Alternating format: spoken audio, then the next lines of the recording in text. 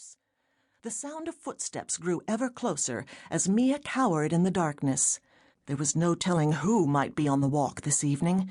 It might be a completely innocent situation of a person merely making his way home. On the other hand, it might be someone sent to stop her from her appointed task, the danger of which was not lost on Mia. Garrett Wilson stopped and looked down the darkened street. He'd seen Mia come this way, of that he had no doubt, but now she seemed to have simply vanished. The little minx! What must she be up to? He ran his hand back through his hair and clenched his jaw.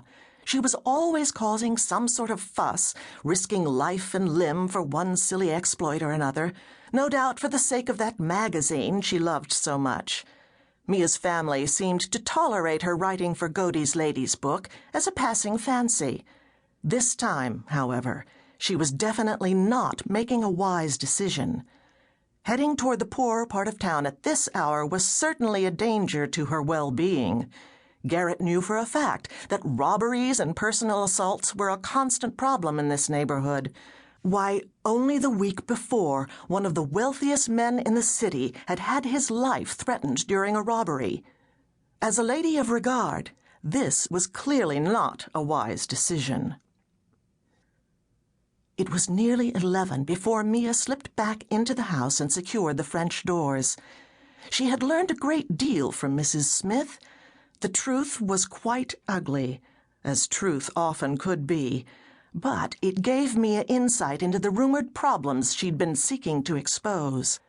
Hurrying upstairs in the dark, she sought the refuge of her bedroom before lighting a candle. She was just relegating the shawl and gown to a trunk at the foot of her bed when a light knocking sounded on her door.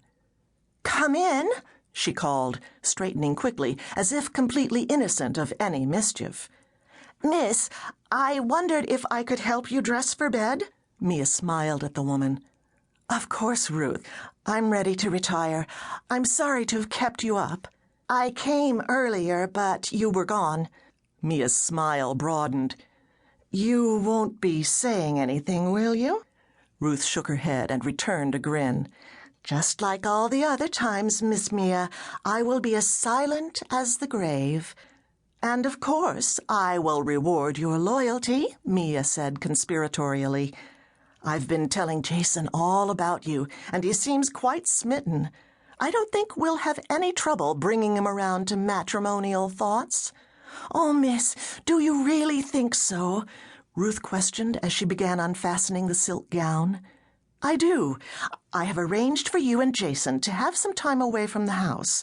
I plan to send you on a mission across town, and will see that Jason accompanies you." Ruth giggled and helped Mia from the gown.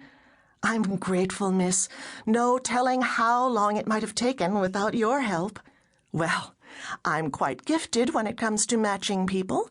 Look at the good grooms I picked for my sisters. They are both very happily matched, and Anne is already expecting a child. Then, of course, there are my friends." Mia shrugged. "It just seems to be a gift God has given me, and I shan't be guilty of hiding my talents." "No, miss, that would be a tragedy." "I think so, too, Ruth." Mia slipped into her soft white sleeping gown and turned as Ruth gathered her things. "You'll be sure and see that the mud is cleaned from my hem before Mother spies it, won't you?" "I'll see to it first thing in the morning. You can count on me," she promised. Mia went to her writing desk and cast a quick glance back over her shoulder. "Thank you, Ruth. No one ever had a better friend." Picking up her pen, Mia took her seat and began to write. "The seamen's wives are being threatened, even to the point of death. Someone is forcing them to do unspeakable things, extorting moneys that clearly are not owed, even threatening to take away their children to settle for debts they cannot hope to pay. What is to be done?" She underlined the last line 3 times, as if the action might somehow give her clarity for the situation. "What is to be done?" she asked the empty room. "What can I do?" Chapter 2. Lyman Stanley had one